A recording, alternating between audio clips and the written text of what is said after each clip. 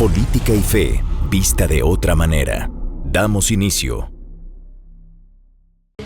Ella entró a los 19 años a trabajar en Funde, donde pasó 14 años trabajando. En una organización sin fines de lucro, se supone. De repente ves a alguien que no tenía nada antes de entrar, nada, y que tenga hoy patrimonio de casi $500,000. Se nos ha comunicado el presupuesto y esta ejecución. El presupuesto que tenemos asignado es de $20,000 mensuales. Le pregunté por qué había una diputada de la oposición que tenía $20,000 y prácticamente me explicaron que era básicamente les había echado. El golazo de los $20,000. Un presupuesto mensual que desató críticas por la diferencia entre el discurso y los recursos y un patrimonio de $500,000. 31 de mayo de 2026. Ministerio de Hacienda de El Salvador. Portal de Consulta Activos y Pasivos. Nombre: Claudia Mercedes Ortiz Mengíbar.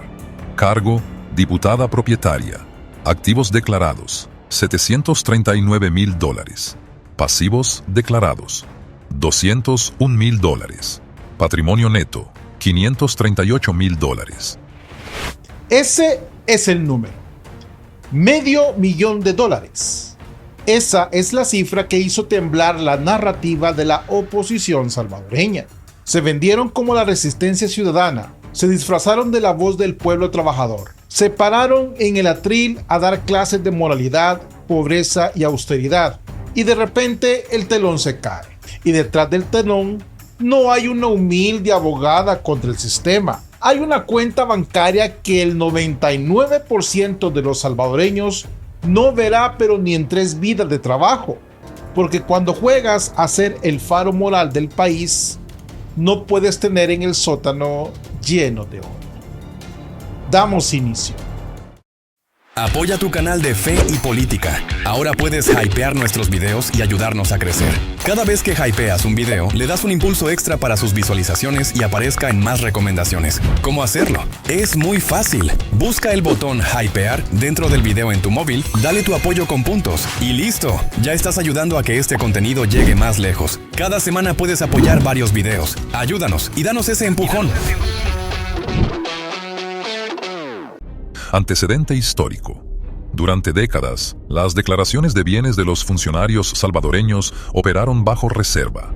Artículo 236 de la Constitución de la República.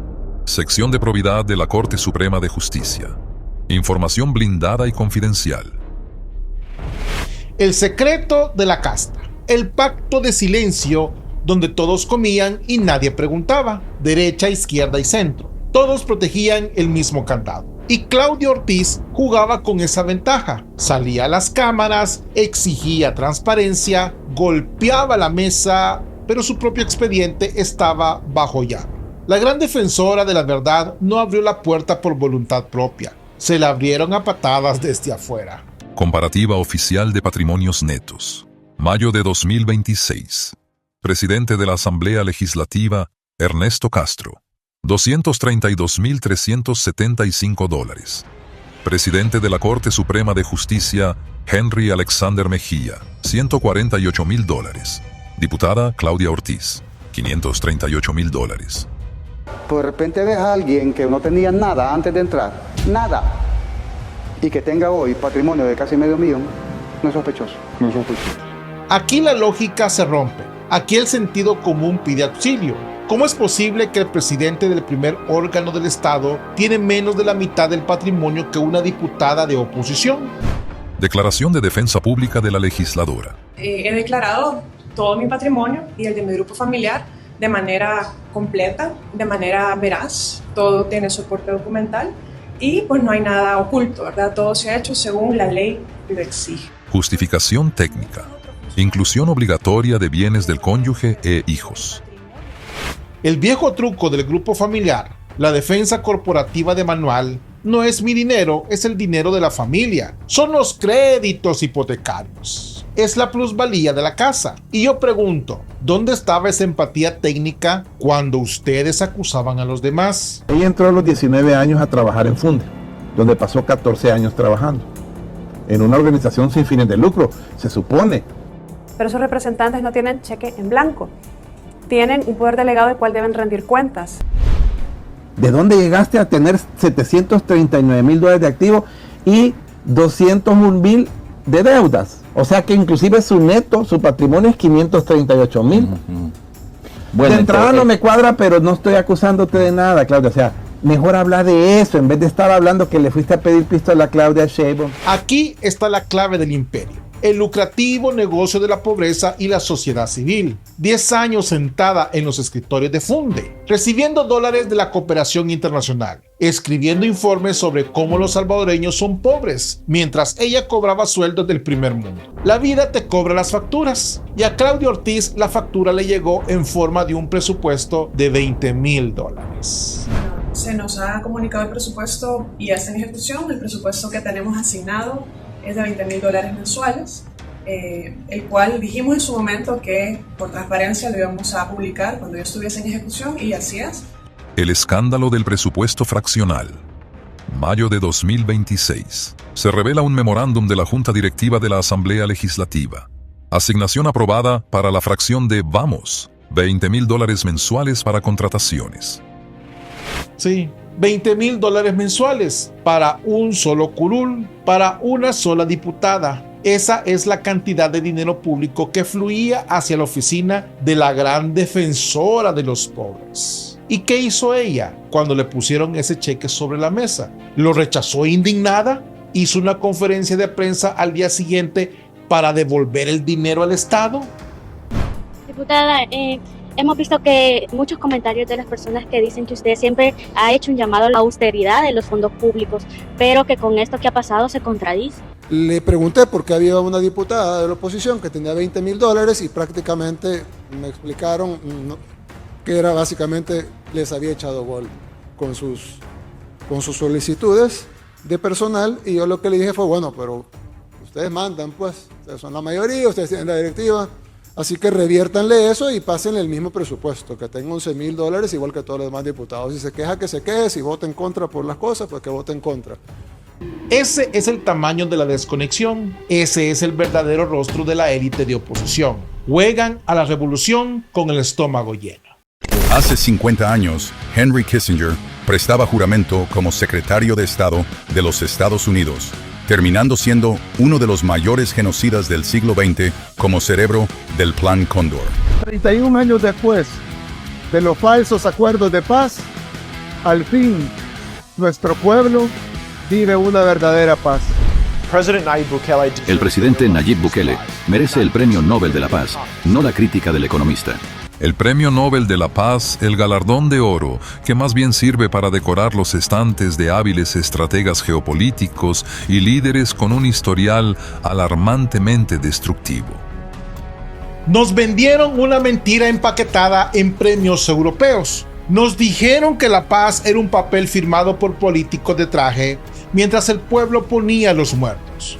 Hoy vamos a destrozar el fraude más grande de la diplomacia, el Premio Nobel de la Paz, y hablaremos del único presidente en el hemisferio occidental que realmente pacificó un país. Nayib Bukele, el hombre que tomó un cementerio llamado El Salvador y lo convirtió en un país transitable. Ruth Eleonora, una mujer que tiene el perfil de candidata a Premio Nobel de la Paz. ¡Un juicio público quiero! Cualquier legislador, ministro o catedrático puede postular a un candidato ante la Fundación Nobel. Para 2025 se registraron 338 nominaciones a nivel mundial. 338. Cientos de burócratas, ONGs y políticos de escritorio compitiendo por un aplauso en Oslo. Gente que jamás ha tenido que caminar por un barrio controlado por la Mara Salvatrucha. Tiene el monopolio del premio, pero perdieron el de la verdad. Es una ley en la pandilla MS-13 que para ser un miembro de la pandilla tenés que matar. En julio de 2024, el congresista estadounidense Matt Gaetz visitó el Centro de Confinamiento del Terrorismo, el CECOT, y declaró que Bukele merece el Nobel por pacificar su país y frenar la migración criminal. El presidente Nayib Bukele merece el Premio Nobel de la Paz, no la crítica del economista. Ahí la élite global entró en pánico. Un congresista expuso lo innegable. Bukele hizo en 3 años lo que la ONU y las ONGs no hicieron en 3 décadas. Detuvo la sangre, pero a los defensores de los derechos humanos les parece una aberración. La tasa de homicidios en 2018 era de 50.3 por cada 100.000 habitantes. Queda aprobado el proyecto de decreto que contiene régimen de excepción. Y no me importa lo que digan los organismos internacionales. Tras el régimen de excepción, en 2024, la cifra cayó a 1.9. Escuchen ese número, de 50.3 a 1.9. No es una estadística, son miles de salvadoreños que hoy cenan con sus familias en lugar de pudrirse en fosas clandestinas. 31 años después de los falsos acuerdos de paz, al fin nuestro pueblo vive una verdadera paz. Con más de 1.200 días sin homicidios, El Salvador sostiene el régimen de excepción. En contraste, el presidente de Colombia, Gustavo Petro, fue nominado al Nobel de la Paz 2024 por el ecologista noruego Rasmus Hansson. El presidente de Colombia, Gustavo Petro, fue nominado al Nobel por legisladores noruegos gracias a su modelo de paz total, basado en negociar con el crimen. Ese es el candidato favorito de la élite, nominado por sentarse a tomar café con secuestradores y ofrecerles impunidad. El resultado: durante 2023, la tasa de homicidios en Colombia solo cayó un 1%, mientras que las víctimas de secuestro se dispararon un 48% por la expansión criminal. La paz no significa que tu familia esté a salvo, significa darles estatus político al secuestrador. Odian a Bukele porque expuso su fraude.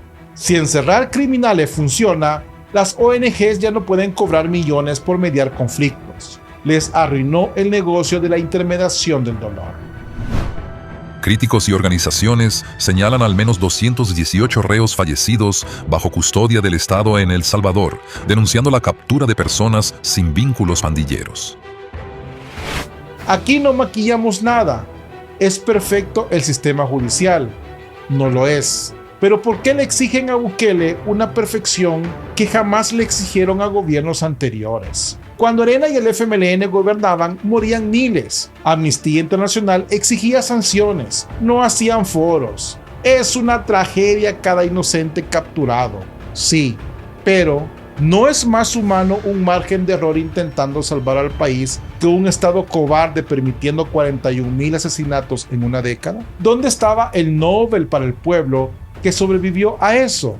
No existía. Hace 50 años, Henry Kissinger prestaba juramento como secretario de Estado de los Estados Unidos, terminando siendo uno de los mayores genocidas del siglo XX como cerebro del Plan Cóndor. Y aquí se les cae el teatro. Kissinger, arquitecto de bombardeos y patrocinador de dictaduras, sí recibió la medalla de oro. Su sangre derramada era geopolíticamente correcta. Pero Bukele mete a 100,000 terroristas tatuados en la cárcel sin disparar un solo misil sobre civiles y lo llaman el dictador más peligroso de América. El Nobel no premia la paz, premia la sumisión a sus reglas. Organismos denuncian hacinamiento extremo en el CECOT. Además, el derecho internacional dicta que los estados de excepción deben ser temporales, pero en El Salvador es ya una normalidad indefinida. ¿Normalidad indefinida? Sí, porque el peligro era existencial. Ante un ejército de 70,000 psicópatas, no necesitas un abogado, necesitas un batallón. Hablan de tratos degradantes en prisión. ¿Saben qué era degradante? Que la MS-13 obligara a las niñas a ser esclavas de pandilleros. Llaman paz total al Circo de Colombia, por ejemplo, porque ahí sí cobran sus sueldos en mesas de diálogo. Pero llaman autoritarismo a un país que bajó los homicidios al 1.9 porque no soportan que el tercer mundo se salven sin su permiso. Le dieron el Nobel a Kissinger mientras caía Napalm. Se lo niegan a Bukele mientras levanta un país de las cenizas. Nayib Bukele no necesita el premio Nobel. El premio Nobel necesita a Nayib Bukele para recuperar un gramo de la credibilidad que perdió premiando a terroristas de escritorio. Alguien me va a decir, ay, el hospital, perdón, ese hospital lo dejó el presidente Sánchez Serén. La labor Porque aquí no hay medicina, los baños todos sucios. Si el gobierno no tiene más ingresos, no podemos resolver esta situación. ¡Qué espectacular! Presenciamos ahora una obra monumental que pasó de ser una simple maqueta electoral y un mito a convertirse en una realidad palpable. Hay mentiras que por su tamaño no solo ofenden la inteligencia, sino que denuncian la miseria moral de quien las pronuncia. En las últimas semanas, los restos dispersos de la vieja política salvadoreña han decidido unificar sus voces en una cruzada delirante. Manuel "el Sopaman" Flores, con sus habituales payasadas, declaró ante las cámaras que el nuevo complejo Rosales no existe, que es una maqueta iluminada con luces LED y que ahí adentro solo hay cuartos vacíos sin un solo equipo real.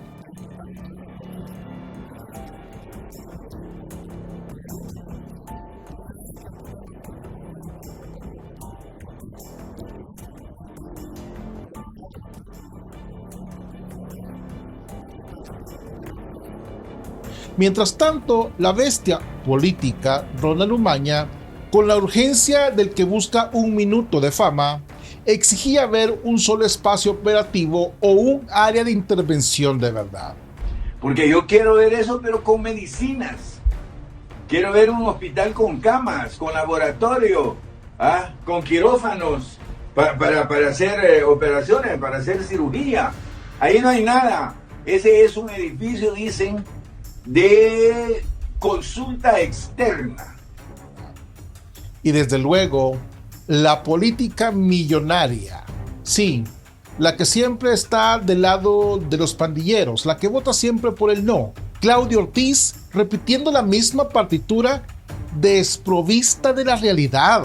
Aseguraba con ese tono de superioridad moral característico de toda mujer con recursos millonarios que esta obra pública simplemente es una fantasía inexistente.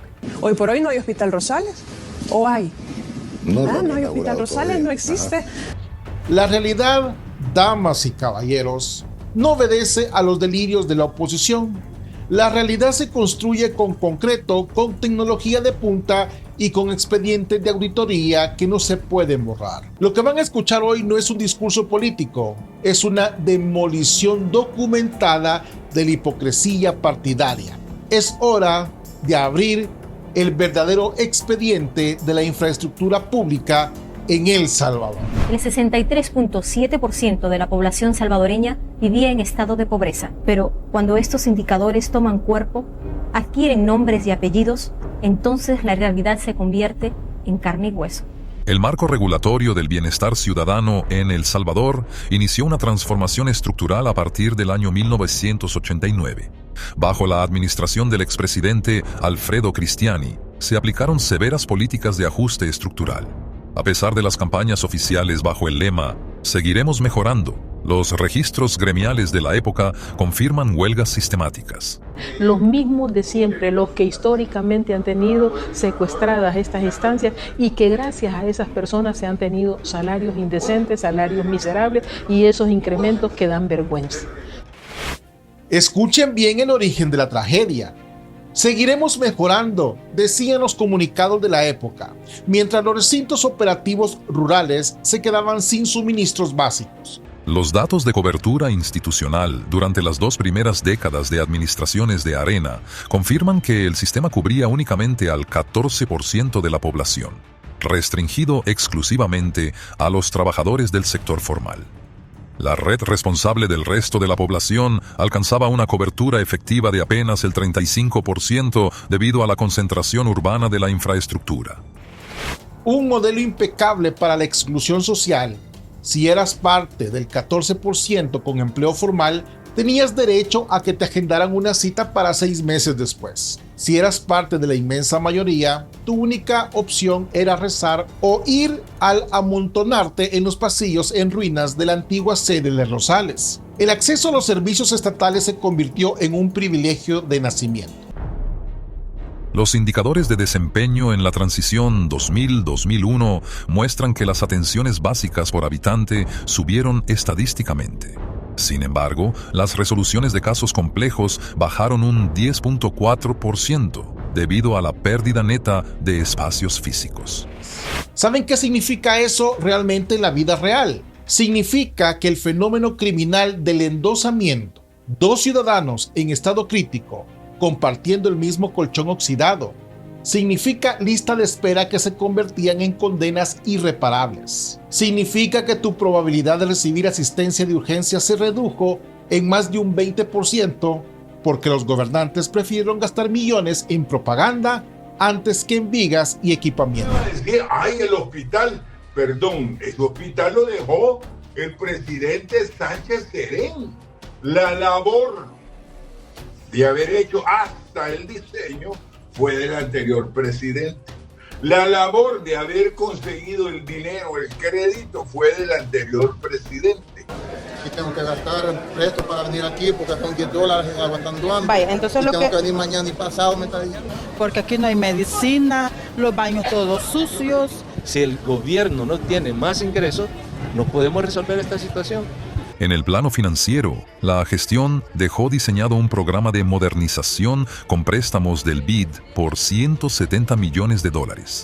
Sin embargo, exámenes especiales de la Corte de Cuentas detectaron deficiencias críticas en la gestión de residuos peligrosos.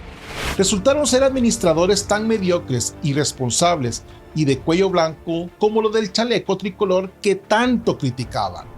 En mi práctica privada fue preparar 3 licitaciones de 3 empresas que venden o prestan ventas de productos e insumos médicos para este hospital y vienen furgones. Sí, mega. Furgones, o sea, no viene un camión, vienen furgones con insumos para sala de operaciones, con tornillos y todo lo que se le pone a la gente que está quebrada. O sea, es decir, En junio de 2023, durante el acto de colocación de la primera piedra, se oficializó el arranque de la construcción. Población beneficiada, todos los salvadoreños que lo quieran ocupar. Quiero decir además que los fondos de esta inversión son 100% fondos propios. Es decir, son fondos GOES.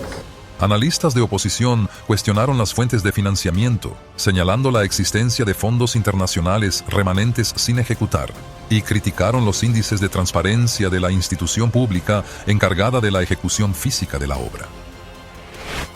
Y como ya no podían evitar que los tractores empezaran a moverse, la oposición se atrincheró en el debate presupuestario y contable. Exigir cuentas claras siempre será un pilar democrático, eso es innegable, pero utilizaron el debate técnico como una cortina de humo para esconder su verdadero pánico. ¡Oh, usted está mintiendo! Enfrente, donde era maternidad, ahí está el Hospital Rosales. Esas son la consulta externa que nos costó otra millonada y que está hecha con tabla roca. Eso sí, tiene un montón de luces LED para que usted cuando pase por ahí diga qué lindo lo que está ahí. Les ardía hasta el alma ver que por fin, después de décadas de maquetas falsas y mentiras, las grúas estaban trabajando en el terreno. La soberanía financiera se demuestra con ejecución física, no con tuit de analistas y berrinches en las redes sociales. El Hospital Rosales, mis queridos amigos, no existe. No existe.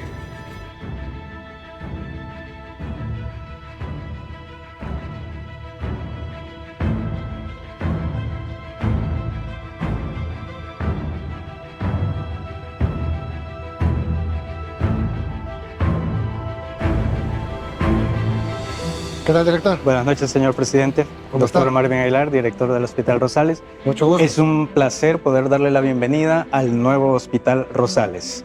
El 1 de junio reciente se ejecutó el lanzamiento oficial y la apertura operativa de la nueva infraestructura pública de tercer nivel. El nuevo complejo cuenta con una capacidad instalada masiva, superando las 600 unidades de acomodación de alto estándar, divididas entre áreas sensibles de estancia prolongada y zonas de observación de alta rotación para respuesta rápida. Y aquí es donde el piso se abre y se traga por completo a Manuel Flores, a Ronald Umaña y a la indignada Claudia Ortiz. país. Esa es otra cosa, que no hay tanques de oxígeno. No hay tanques de oxígeno, porque de hecho el que tuviéramos cilindros de oxígeno, eso también va en contra de la seguridad del paciente, hay un gran riesgo. Y que ahora los tengamos todos gases centrales, eso pues facilita la atención y no los ponemos en riesgo. El área crítica cuenta con salas de estabilización equipadas con sistemas de soporte vital automatizado y monitores multiparámetros. Como dato histórico, antes del 2020, toda la red nacional de El Salvador contaba únicamente con 26 unidades de soporte vital avanzado en su totalidad. Hagamos un ejercicio de memoria básica para medir la distancia abismal entre el oscurantismo del pasado y la realidad de hoy. 26 equipos de soporte vital en todo el país. Eso es lo que dejaron 30 dolorosos años de bipartidismo. ¿Se acuerdan de las tristes escenas del personal trabajando manualmente, dando asistencia física sin descanso durante turnos de 12 horas? Porque el sistema no tenía tecnología automática. Hoy, una sola de las nuevas salas del complejo tiene más soporte y poder tecnológico que toda la red nacional junta en las épocas doradas de Arena y el FMLN. Contamos con 9 quirófanos multifuncionales en donde se van a poder realizar cirugías de todas las especialidades médicas. Todas. Las especificaciones incluyen ingeniería de grado europeo, uniones forradas en acero inoxidable, superficies de altísima resistencia y curvas arquitectónicas diseñadas específicamente para bloquear la acumulación de agentes contaminantes y maximizar la esterilización absoluta de los espacios. Escucharon bien, expertos de la oposición. Acero inoxidable e ingeniería aséptica para garantizar una pureza ambiental perfecta. No dejaron ni un mueble cojo, ni una sola herramienta oxidada de la miseria que ustedes nos dejaron. Vayan al Rosales a ver si hay quirófanos. No, ahí son nada más consultorios. ¿Saben por qué? Porque nuestra población la ven como clientes, no como pacientes. En estos momentos le presento el robot para cirugía general y sus otras especialidades. Esto nos va a permitir tener una mayor precisión. La innovación del complejo incluye la habilitación de modernas salas de asistencia robótica especializada. Los sistemas cuentan con brazos articulados sincrónicos, controlados remotamente por especialistas desde consolas con inmersión visual en 3D. Esto permite la ejecución milimétrica de procedimientos de altísima complejidad, reduciendo radicalmente los márgenes de error y los tiempos de impacto físico. Asistencia robótica en el sector público salvadoreño. Repítalo en voz alta frente al espejo hasta que lo asimilen los que juraban que todo era un reto. Brazos robóticos operando con presión milimétrica a favor de ciudadanos que no tienen dinero para costearse clínicas de lujo. En esta sala híbrida, en este complejo de quirófano híbrido, contamos con 3 salas de imagenología y 3 salas de quirófanos. Aquí es donde se van a realizar las cirugías de más alta complejidad. El complejo también alberga un bloque híbrido que integra en un solo espacio físico aislado salas de imagenología avanzada y áreas de intervención simultánea. El equipamiento incluye un sistema de navegación espacial único en Centroamérica, vinculado a tomografía de alta resolución y a un escáner electromagnético de 3 Teslas. Esto permite realizar estudios profundos y procedimientos inmediatos sin necesidad de trasladar a las personas fuera del área estéril. Esto está ocurriendo todos los malditos días de a partir de ahora en las nuevas instalaciones, mientras los dinosaurios y animales políticos siguen encerrados en sus trincheras de cristal, escribiendo amargamente y diciendo que el Hospital Rosales, ahí no hay nada. Hoy por hoy no hay Hospital Rosales. ¿O hay? No hay Hospital Rosales, no existe. Además de la automatización volumétrica de máxima precisión, el diseño arquitectónico destaca por la integración de amplios ventanales hacia zonas verdes, siguiendo normativas internacionales enfocadas en la reducción del impacto psicológico y el estrés en ciudadanos sometidos a protocolos intensivos. Porque el paciente está aquí y él está, o sea, es darle otro ambiente, darle calidad a esa persona, entonces donde pueda no solamente estar pensando en lo que le está sintiendo, sino que poder estar con esta vista tan hermosa, o sea, es una maravilla. Atravesar un proceso de terapia crítica y prolongada no solo debilita la estructura física, devasta el espíritu y agota la energía de cualquier familia. El recinto antiguo era una cueva sombría, con sillas de hierro que parecían la sala de espera de un castigo medieval. Hoy el nuevo edificio ofrece estaciones ergonómicas, dosificación automatizada, hiper exacta y una vista inmensa a la luz del sol y a la naturaleza que le devuelve la dignidad al ciudadano en su instante más frágil. Diseñar pensando en el bienestar mental y emocional del usuario no es un lujo cosmético, es pura empatía administrativa. Y esa empatía es un lenguaje que los viejos mercaderes de la política jamás, pero jamás van a poder lograr entender. Tabla Roca, no hay ninguna seguridad, consulta externa y el Hospital Rosales abandonado. ¿Por qué digo yo que es del anterior presidente? Porque él hizo todo. Si este solo tenía que llegar a ejecutar y por supuesto a inaugurar, ¿verdad? Que es lo que hizo anoche, pero eso de estar saludando con sombrero ajeno, hubiera dicho mi mamá. Avergüéncense de una vez, detractores y bestias políticas. Su campaña de mentiras quedó sepultada y ustedes quedaron bajo payasos. Y esta nueva red automatizada es la más poderosa y moderna del continente americano. Y justo aquí, frente a la evidencia aplastante, es donde se les cae todo por completo.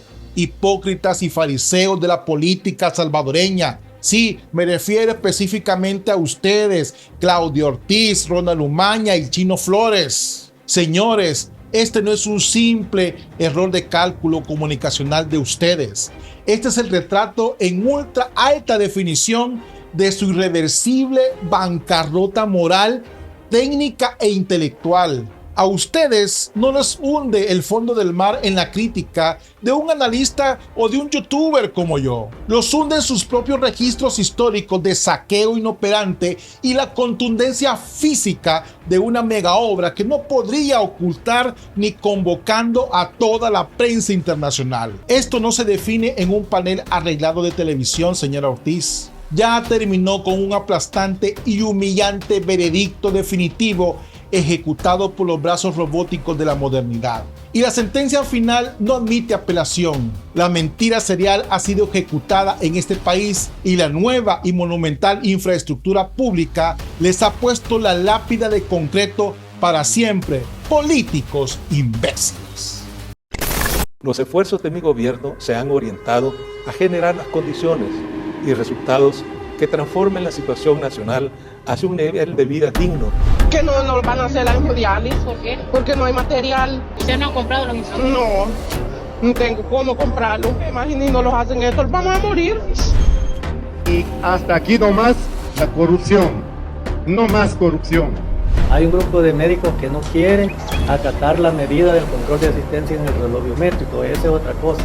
Y pese a la resolución, los galenos insisten en que no van a dejar de lado las medidas de protesta. No somos el poder, pero somos la resistencia. Cuando el poder tropieza es porque la resistencia avanza y no podemos permitir. Yo no me pronuncio por reconstrucción o reconstrucción, me pronuncio por un nuevo sistema de gestión. Dando esos votos para el préstamo de la construcción del nuevo Hospital Rosales, no solo Hospital Rosales. Detrás de la fachada de promesas y discursos de igualdad de los mismos de siempre, se tejió una red de sombras que transformó la salud pública en un negocio clandestino. La reforma de salud en El Salvador enfrentó sus momentos más críticos en los discursos, sino en los pasillos del Hospital Rosales, cuando la gestión administrativa sustituyó la planificación técnica por las decisiones burocráticas. No presentaron la reforma de salud como la solución definitiva para la gratuidad universal. Sin embargo, detrás de los anuncios oficiales se gestionaba una profunda inoperancia y una severa asfixia financiera.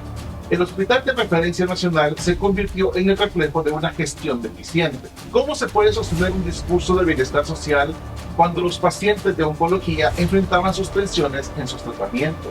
Hoy analizamos los datos oficiales y los expedientes de la salud pública para evaluar la realidad detrás de las promesas institucionales. Cuando la gestión pública falla, los datos financieros son la única herramienta objetiva para encontrar la verdad. El análisis contable de la ejecución presupuestaria del Hospital Rosales en el año fiscal 2011 detalla la siguiente distribución de los recursos financieros. Categoría de gasto. Gastos corrientes. Fondo General GOES, $30.937.65 dólares. Presupuesto total, $41.960 dólares. Proporción, 0.13%. Un hospital de tercer nivel destinado apenas al 0.13% de su presupuesto anual a la inversión y renovación de equipos médicos, $41,000 para todo un año es una cifra insignificante para las necesidades de un centro especializado.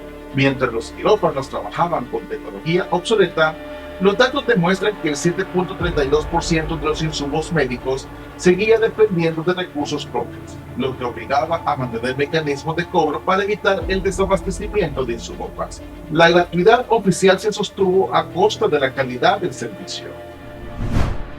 La distribución de las plazas laborales y la carga financiera del personal durante el mismo ejercicio presupuestario se consolidó bajo la siguiente estructura.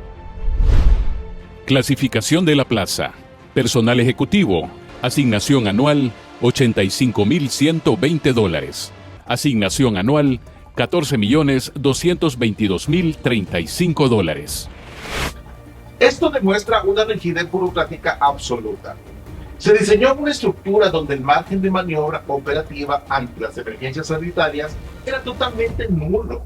Más de $14 millones asignados a la carga laboral burocrática, mientras los pacientes se enfrentaban carencias en las áreas de atención directa. Faltaban recursos para instrumental médico, pero se priorizaba el sostenimiento de la estructura administrativa. Los esfuerzos de mi gobierno se han orientado a generar las condiciones y resultados que transformen la situación nacional hacia un nivel de vida digno. En 2017, la administración de Salvador Sánchez Serén reorientó $25 millones del presupuesto de salud para la cobertura de obligaciones previsionales, lo que significó un recorte directo de $5 millones para el Hospital Rosales. Usted lo está viendo acá, las necesidades apremiantes que hay aquí de médicos. Esta medida limitó la capacidad operativa a 472 camas funcionales. Ir una auditoría que desde ya les puedo decir es amañada, dirigida y sobre todo dolosa. El cuerpo médico denunció públicamente la reprogramación y suspensión de cirugías debido al desabastecimiento de analgésicos especializados y soluciones salinas elementales. Se restaron $5 millones al principal hospital de atención pública para cubrir deficiencias en el sistema de pensiones. Se retiraron fondos destinados a equipamiento básico y medicamentos esenciales. Un hospital de referencia nacional operando con limitaciones de suelo y analgésicos básicos, mientras las autoridades de salud evadían la situación ante los medios. El personal sanitario se veía obligado a optimizar al máximo recursos que debían ser descartables. Esto representa una deficiencia institucional bastante grave. En el área de nefrología, el presupuesto solicitado para el año 2017, que ascendía a $4.6 millones, fue reducido por el MinSal a $1.8 millones. Especialistas del área denunciaron que las salas de hemodiálisis tuvieron que limitar los cupos de nuevo ingreso y reducir las terapias a 3 turnos diarios, requiriendo en ocasiones que los pacientes adquirieran de forma externa sus propios insumos y catéteres para los procedimientos. Los datos económicos son claros. Una reducción de más del 50% en el presupuesto de nefrología. Para un paciente de escasos recursos, la falta de cobertura oportuna en salud representa una situación límite. A pesar del discurso público en contra del sector privado, la falta de presupuestos estatal terminó empujando a los usuarios hacia un copago indirecto para poder garantizar su tratamiento y supervivencia. Hay un grupo de médicos que no quieren acatar la medida del control de asistencia en el reloj biométrico, esa es otra cosa.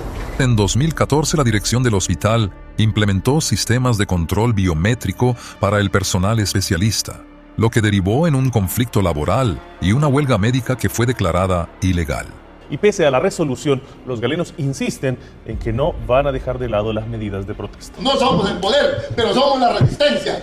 Cuando el poder tropieza es porque la resistencia avanza y no podemos permitir. La administración inició procesos de destitución contra 7 jefes de servicio, entre ellos el jefe de nefrología, reteniendo salarios por varios meses y postergando el cumplimiento de fallos judiciales hasta la intervención de la Procuraduría para la Defensa de los Derechos Humanos. Asimismo, se implementaron normativas restrictivas para el ingreso de medios de comunicación a las instalaciones.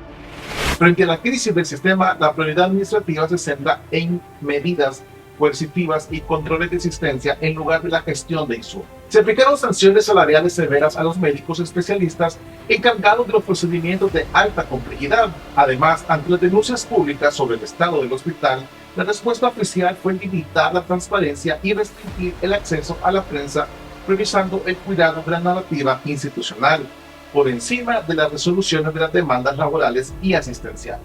Yo no me pronuncio por reconstrucción o reconstrucción, me pronuncio por un nuevo sistema de gestión, que es la problemática que tiene realmente el sistema de salud. Dando esos votos para el préstamo de la construcción del nuevo Hospital Rosales, no solo el Hospital Rosales. En junio de 2018, la Asamblea Legislativa ratificó un préstamo de $170 millones con el Banco Interamericano de Desarrollo BID para el Programa Integrado de Salud, asignando 72.6 millones para la construcción de nuevas torres médicas en el Hospital Rosales. Al concluir el periodo gubernamental en junio de 2019, los informes de ejecución física reportaban un avance del 0% en la construcción de dichas obras.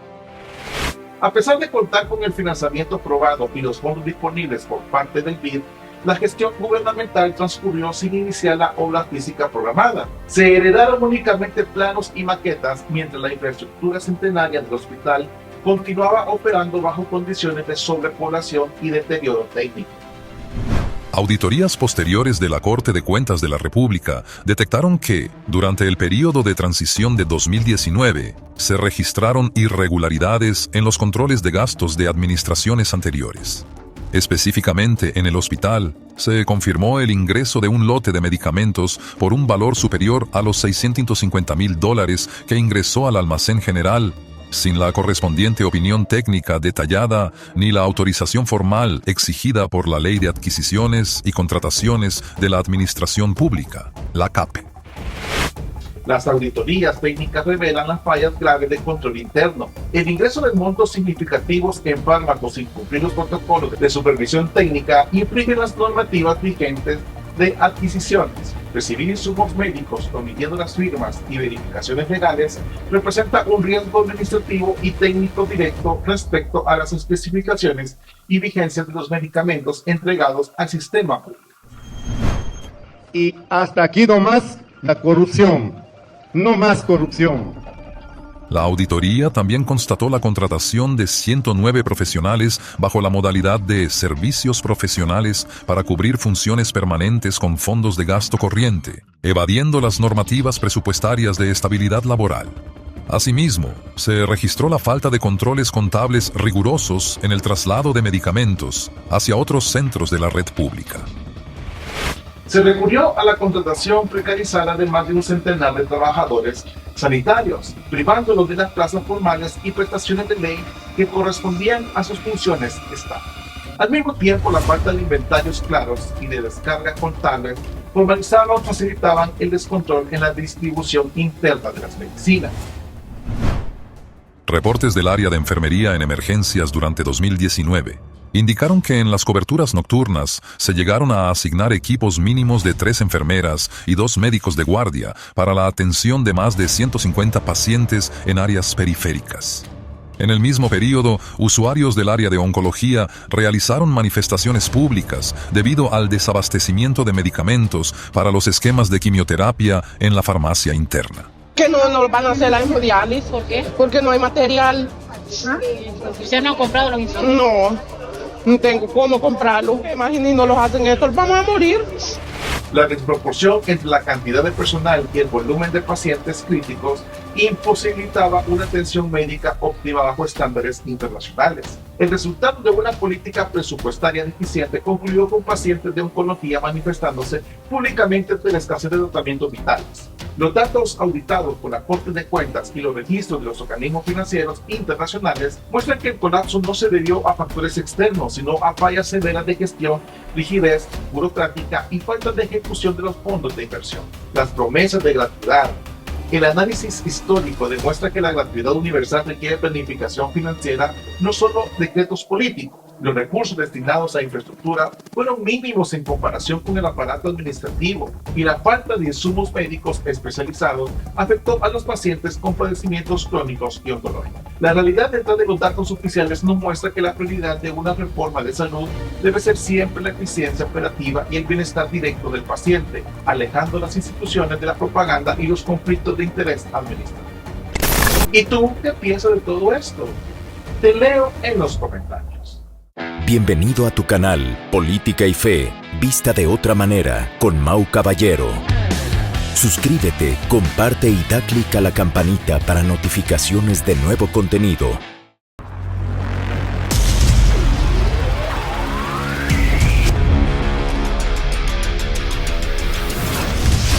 Política y Fe, vista de otra manera.